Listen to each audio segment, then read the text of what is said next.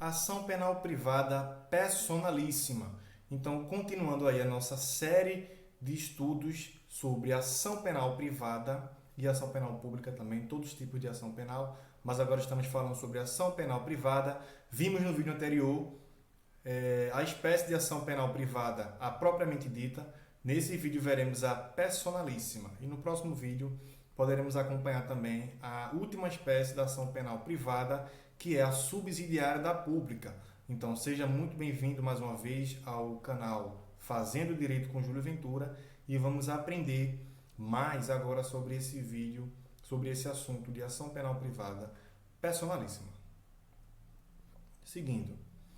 A ação penal privada personalíssima, gente, ela é muito simples, tá? Ela é aquele tipo de ação que ela só pode ser intentada pela pessoa enganada, ou seja, somente a vítima, somente o ofendido, o próprio ofendido, é que vai ter a legitimidade para oferecer a queixa-crime, porque a peça inicial nos crimes de ação penal privada é a queixa-crime.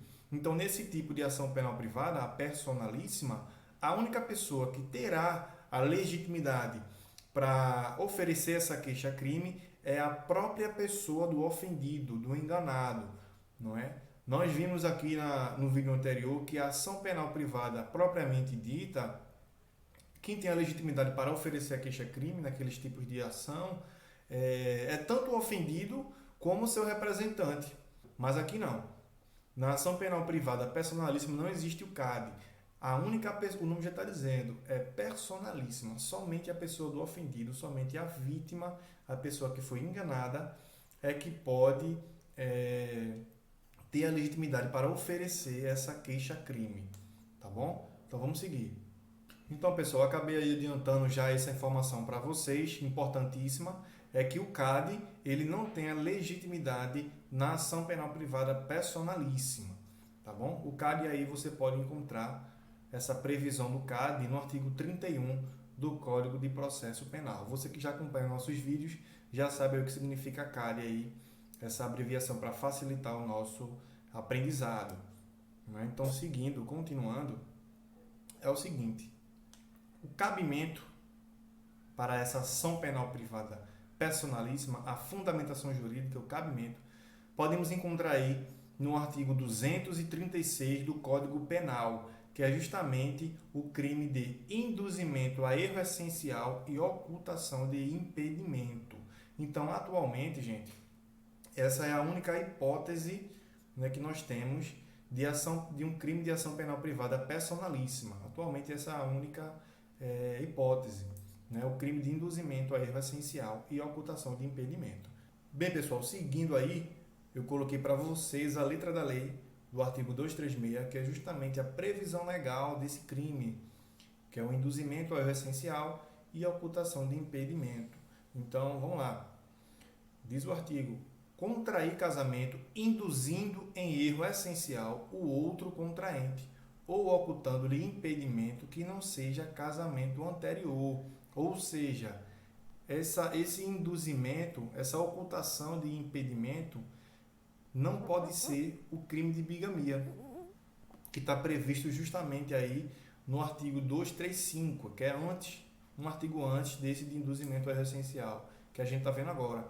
Então, essa ocultação do impedimento, né, a pessoa não pode casar porque ela tem um impedimento legal para esse casamento, desde que não seja casamento anterior, ou seja, desde que não seja o crime de bigamia.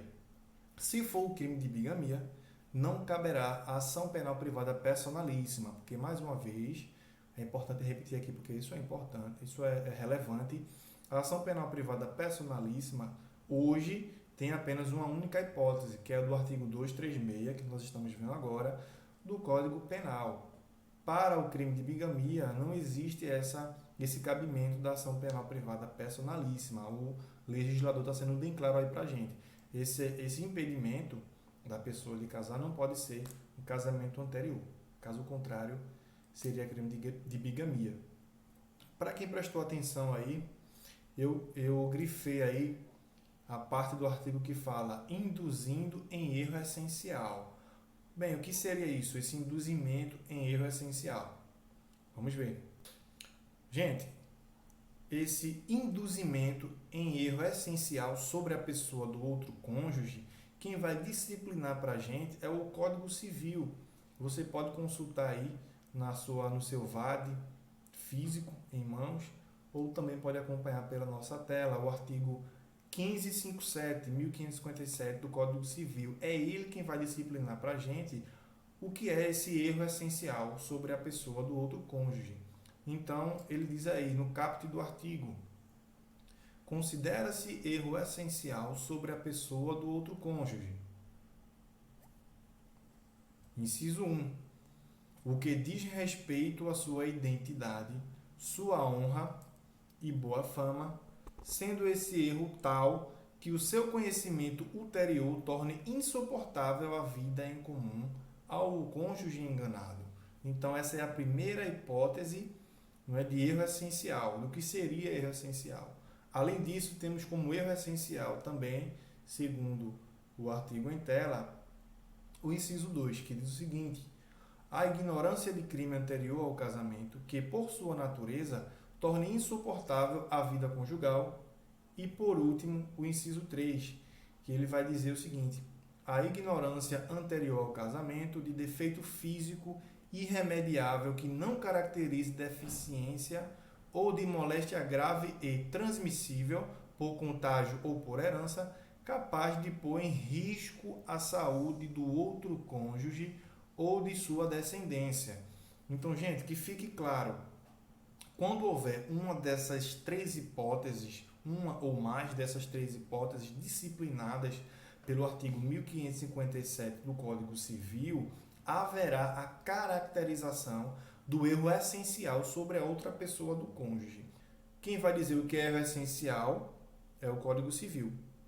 E o Código Penal vai dizer que, quando houver esse erro essencial, esse tipo de crime é um crime tipificado no artigo 236 e é um crime de ação penal privada personalíssima. Gente, esse foi o nosso vídeo. Espero que tenham gostado, espero que eu tenha ajudado vocês. Não esqueça de acompanhar o nosso próximo vídeo sobre ação penal privada subsidiária da pública. Até lá, fiquem com Deus.